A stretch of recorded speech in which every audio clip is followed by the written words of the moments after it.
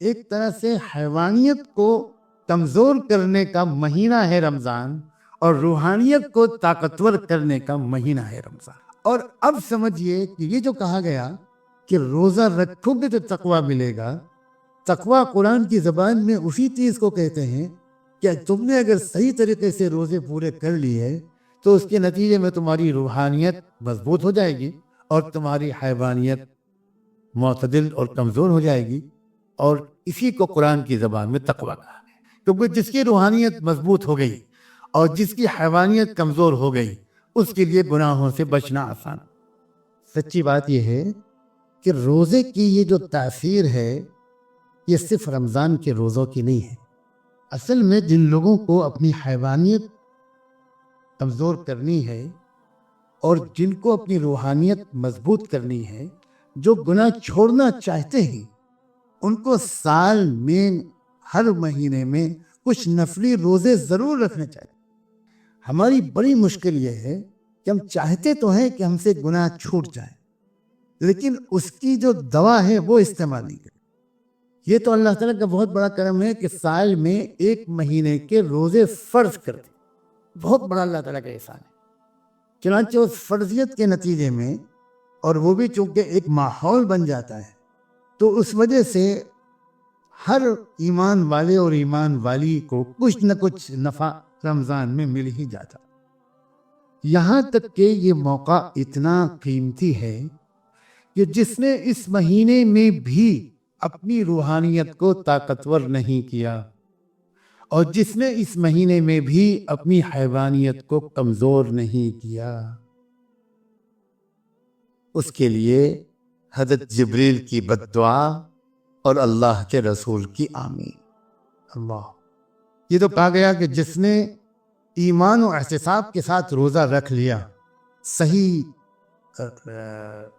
نیت اور ارادے کے ساتھ، کہ میں اس لیے روزہ رکھ رہا ہوں کہ مجھے تقویٰ مل جائے، اور میں تقوی کو اور آسان زبان میں سمجھانے کی کوشش کرتے ہوئے یہ کہہ رہا ہوں کہ روزہ رکھتے وقت روزانہ یہ تازہ ارادہ ہونا چاہیے کہ اللہ، اس لیے میں روزہ رکھ رہا ہوں تاکہ میری حیوانیت کمزور ہو جائے اور میری روحانیت مضبوط ہو جائے، مجھے گناہوں سے چھٹکارا ملے۔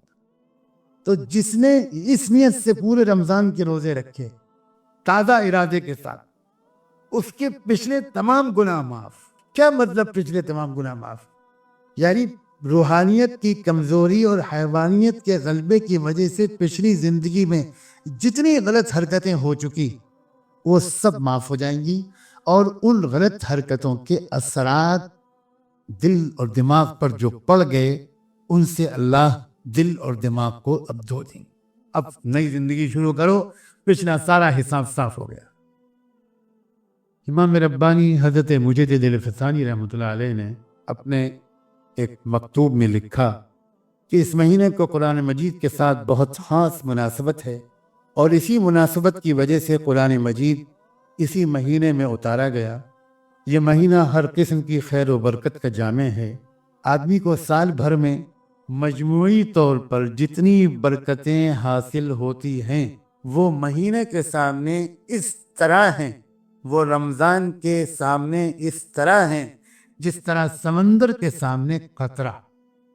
فرمایا اس مہینے میں جمعیت باطنی یعنی اندرونی یکسوئی کو حاصل کرنا پورے سال جمعیت باطنی کے لیے کافی ہوتا ہے، اور اس میں انتشار اور پریشان خاطری جس نے اس مہینے کو بھی منتشر مزاجی کے ساتھ گزارا، بقیہ تمام دنوں بلکہ پورے سال کو وہ پریشان خاطری اس کے اوپر مسلط رہتی۔ لکھا قابل مبارکباد ہیں وہ لوگ جن سے یہ مہینہ راضی ہو کر گیا، اور ناکام اور بدنصیب ہیں وہ لوگ جو اس کو یعنی مہینے کو ناراض کر کے ہر قسم کے خیر و برکت سے محروم ہو گئے۔ آگے دیکھتے ہیں کہ اگر اس مہینے میں کسی آدمی کو اعمال صالحہ کی توفیق مل جائے تو پورے سال یہ توفیق اس کے شامل حال رہے گی، اور یہ مہینہ بے دلی، فکر و تردد اور انتشار کے ساتھ گزرے تو پورا سال اسی حال میں گزرنے کا اندیشہ ہے۔ یہ بہت اہم بات ہے۔ جو چند لوگ اس بات کو سمجھتے ہیں. اب تو پوری دنیا میں انگلی پر گنے جانے والے ایسے لوگ رہ گئے. بس وہ کچھ بھی ہو جائے وہ پورے مہینے ساری دنیا کے تمام جھمیلوں، مشغلوں، کاروباری مصیبتوں، ہر چیز سے بالکل ہٹ کٹ کر کہیں جا کر کونے میں پڑتا ہے، اور اس مہینے کو ایسا گزار لیتے ہیں کہ تنہائی کے اعمال دن رات میں کثرت سے، بس پورے مہینے یکسو ہو کر اللہ سے یہی مانگتے رہتے ہیں کہ بس اللہ یہ مہینہ گزرنے سے پہلے میری روحانیت طاقتور کر دیجئے، میری حیوانیت کو کمزور کر دیجئے. تو پھر پورے سال سکون سے گزر جاتا ہے. یہ عجیب تاثیر ہے رمضان میں. کیا ہم میں سے اکثر لوگ رمضان کے موقع کو ضائع نہیں کرتے؟ اور ایسا بہلاتا ہے شیطان کہ دیکھو اس وقت تو مسئلہ یہ ہے، سیزن کا وقت ہے، کاروبار ہے، بچے بیمار ہے، شادی ہے، فلاں ہے، دھماک ہے، عید کی تیاری کر لیے، انشاءاللہ عید کے بعد اطمینان سے وقت نکال کر انشاءاللہ ہم اپنی اصلاح کریں. اگر کسان کو کبھی آپ نے ایسا سوچتے ہوئے دیکھا ہے کہ یہ جوتنے کا موسم ہے، بیج ڈالنے کا موسم ہے، کھاد دینے کا موسم ہے، سچائی کا موسم ہے، لیکن اس وقت تو ذرا میں مشغول ہوں، ابھی تو میں ذرا اپنے اور کام دیکھ لیتا ہوں، خاندان میں کئی شادیاں ہیں ان کو بھی دیکھنا ہے، اس کے بعد انشاءاللہ جب مجھے فرصت ملے گی تب میں بیج بھی ڈالوں گا، کھاد بھی دوں گا، سچائی بھی کروں گا، کھیت بھی جوتوں گا، سب کچھ کروں گا. کسی کسان کو آپ نے ایسا دیکھا؟ وہ سمجھتا ہے کہ یہ جو کھیت میں جو کچھ بھی مجھے کام کرنا ہے اس کا ایک خاص موسم ہے، اس کے نکلنے کے بعد میں اگر 24 گھنٹے میں سے 18 گھنٹے بھی کھیت میں کام کروں تب بھی کوئی فائدہ نہیں. اللہ کے واسطے اس بات کو سمجھیں کہ رمضان کا مہینہ دلوں کی کھیتی کا مہینہ، یہ نکلا ہاتھ سے پھر گئے، کوئی بھی بدل نہیں ہے. اللہ تعالیٰ مجھے بھی اور آپ کو بھی توفیق دے کہ بہت ہی یکسوئی کے ساتھ، بڑی بلند ہمتی کے ساتھ رمضان کے اصل کام میں لگ جائیں. حدیث میں آتا ہے کہ ابن آدم کا ہر عمل کئی گنا بڑھا دیا جاتا ہے، اور نیکی 10 گنا سے لے کر 700 گنا تک بڑھا دی جاتی ہے، اور روزہ اس سے مستثنا ہے. اللہ کہتے ہیں کہ روزے کا کوئی ثواب میں فکس نہیں کروں گا اس لیے کہ وہ میرے لیے ہے، میں تو اچانک اپنے بندے کو اس کا وہ ثواب دوں گا جو میں ابھی کسی کو نہیں بتاؤں. آج کل کا فیشن ہے سرپرائز گفٹ. اللہ میاں بھی بہت ترقی یافتہ ہے، اللہ میاں بھی زمانے کے ساتھ چلنا جانتے ہیں. ٹھیک ہے، اللہ میاں کہتے ہیں میں بھی تم کو سرپرائز دوں گا، تم ہی بہت ماڈرن ہو، ایسا سرپرائز دوں گا کہ حیران رہ جاؤ. اللہ اجزی بھی واہ واہ واہ واہ، بتاؤں گا نہیں. اللہ میاں بتا دیجئے کہ کیا دوں گا. نہ بتاؤں گا نہیں. گھر میں بچوں میں کمپٹیشن ہوتا ہے، چھپاتے ہیں سب ایک دوسرے. اپنی امی کو کوئی گفٹ دینا ہے ان کو تو چھپا کے دیتے ہیں، اچانک دیتے. اللہ تعالیٰ بھی اپنے بندوں کو اچانک خوشی دے گا. اور اسی حدیث کو دوسری طرح بھی پڑھا گیا، انا اجزی بھی کے بجائے انا اجزا بھی. اللہ اکبر. اللہ تعالیٰ فرماتے ہیں کہ اگر یہ حدیث کو اس طرح پڑھا جائے تو اس کا مطلب یہ ہوگا کہ بدلہ دوں گا روزے کے بدلے. نہ روزے کے بدلے میں اپنے آپ کو خود بندے کے حوالے، بندہ میں تیرا ہو گیا، جو چاہے لے. جیسے کسی بادشاہ نے خوش ہو کر کسی موقع پر اپنے درباریوں میں یہ اعلان کیا کہ آج جو غلام، جو باندی، جو درباری تخت میرے دربار کی کسی بھی چیز پر ہاتھ رکھ دے گا وہ چیز اس کی ہو جائے گی. کوئی لوگ دوڑ پڑے، لپک پڑے، کسی نے تخت پہ ہاتھ رکھا اور کسی نے بادشاہ کے تاج پہ ہاتھ رکھا اور کسی نے بادشاہ کے کنگن پہ ہاتھ رکھا اور کسی نے تلوار پہ ہاتھ رکھا. ایک باندھی چپ چاپ پیچھے کھڑی رہی، وہ آگے نہیں بڑھی. بادشاہ کی نظر پڑی تو بادشاہ نے کہا میں تم نے کسی چیز کو نہیں ہاتھ رکھا، میں نے تو سب کے لیے اعلان کیا ہے. تو وہ باندھی سر جھکائے آگے بڑھی اور قریب آ کر بادشاہ سلامت کے قدموں پر ہاتھ رکھتی. بادشاہ نے کہا یہ کیا؟ کہا آپ ہی نے تو فرمایا کہ جس چیز پر ہاتھ رکھو گے وہ اس کا ہو جائے گی، وہ چیز اس کی ہو جائے گی. اب بادشاہ سلامت میں نے تو آپ کے قدموں پر ہاتھ رکھ دیا. بادشاہ نے کہا میں اپنی بات کا پکا ہوں، آج سے میں تمہارا. اللہ اکبر. اب ظاہر ہے کہ جس بادشاہ جس کا ہو گیا، فوج بھی اس کی، ملک بھی اس کا، ٹھاٹ بھی اس کے، باٹ بھی اس کے، محل بھی اس کا، زیورات بھی اس کے، تاج بھی اس کے، حکومت بھی اس کی، اقتدار بھی اس کا، سب کچھ اس کا. تو جس بندے اور بندی کا اللہ خود ہو گیا، کیا بچا اس کے لیے؟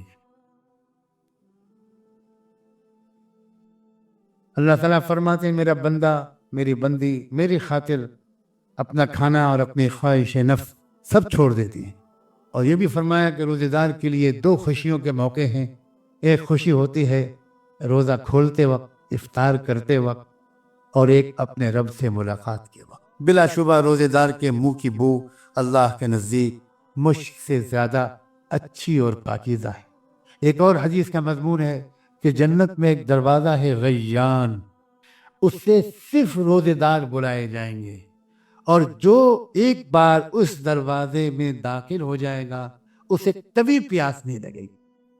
مگر ایک بات سمجھیے کہ روزوں میں اعمال صالحہ کے کرنے کے ساتھ غلط اور برے اور نامناسب کاموں کو چھوڑنا بھی شرط ہے.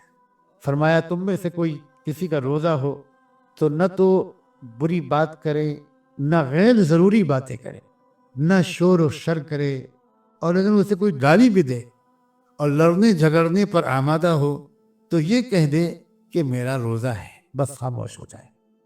فرمایا جس نے جھوٹ بولنا اور اس پر عمل کرنا نہ چھوڑا تو اللہ کو اس سے کوئی مطلب نہیں، کوئی حاجت نہیں کہ وہ بلا وجہ بھوکا رہے. تو نیک اعمال کو خوب بڑھانا ہے. تلاوت، ذکر و تسبیح، ہمدردی، غم گساری، غریب بھائیوں بہنوں یتیموں کی خدمت، اور کلمہ طیبہ لا الہ الا اللہ کا کثرت سے ذکر کرنا ہے. کہیے انشاءاللہ لا الہ الا اللہ کی تسبیح بڑھا دیجئے، یہ اللہ کے رسول کا بتایا ہوا معمول ہے. رمضان میں کثرت سے لا الہ الا اللہ پڑھیے. 1 تسبیح، 2 تسبیح، 3 تسبیح، 7 تسبیح، 10 تسبیح، 11 تسبیح، اس کو جتنا پڑھ سکیں لا الہ الا اللہ کی کثرت کریں.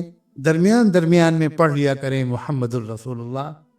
پھر استغفار کی تسبیح کی کثرت کریں، اور اللہ تعالیٰ سے دعائیں مانگیں. جنت کی خوب دعا کا اہتمام کریں، جنت مانگیں، اور آخرت میں اللہ کی پکڑ سے، جہنم کی آگ سے حفاظت کی دعائیں مانگیں. قبولیت دعا کا موسم ہے رمضان، باقی اپنی تمام ضروریات کے لیے مانگیں. خوب دعاؤں کا اہتمام کریں. تراویح شوق و ذوق کے ساتھ پڑھیں، بہت ہی اچھی نیت کے ساتھ، ادب کے ساتھ، احترام کے ساتھ، بہت شوق کے ساتھ.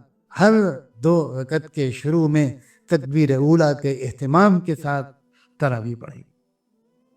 آخری عشرے میں، کم سے کم آخری عشرے میں اعتکاف کی ہمت کریں.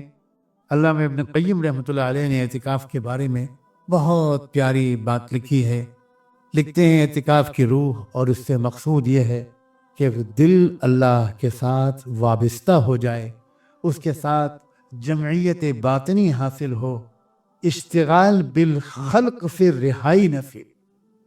ہر وقت انسان مخلوق کے ساتھ بس الجھا رہے، سوچتا بھی رہے، باتیں بھی کرتا رہے، اس سے رہائی نصیب ہو. اعتکاف کا مقصد ہے، اور صرف اپنے اللہ سے لو لگانے میں یہ 10 دن اور 10 راتیں ایسی گزر جائیں کہ مستقل طور پر دل کی لو اللہ سے لگ جائے، اور یہ حال نصیب ہو جائے کہ تمام افکار و ترددات اور ہموم و وساوس کی جگہ اللہ کا ذکر اور اس کی محبت لے لے.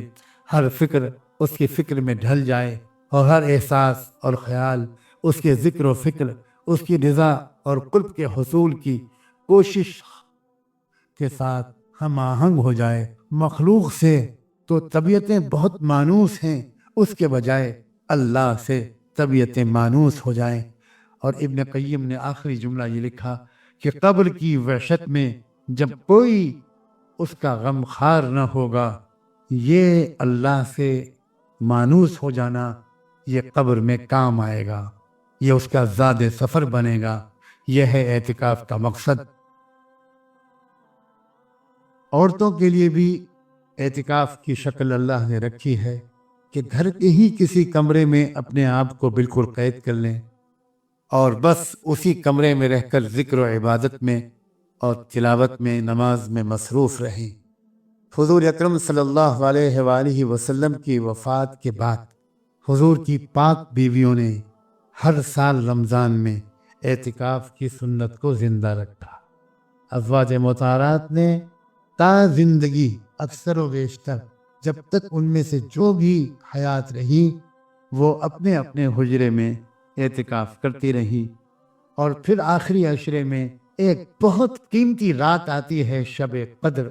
زیادہ تر امکان اس کا آخری عشرے میں ہوتا ہے، اور اس میں بھی آخری 7 راتوں میں زیادہ امکان بتایا گیا، اور ان میں بھی طاق راتوں میں اور زیادہ امکان بتایا گیا۔ تو آخری عشرے کی راتوں میں زیادہ جاگنا، زیادہ رونا دھونا، اللہ سے معافی مانگنا اور اپنی دنیاوی ضروریات بھی مانگنا اور تقوی اور مغفرت مانگنا، یہ گویا بہت قیمتی موقع آنے والا ہے۔ اللہ نے آج رمضان سے چند دن پہلے یہ ملاقات کروا دی، یہ مذاکرہ کروا دیا۔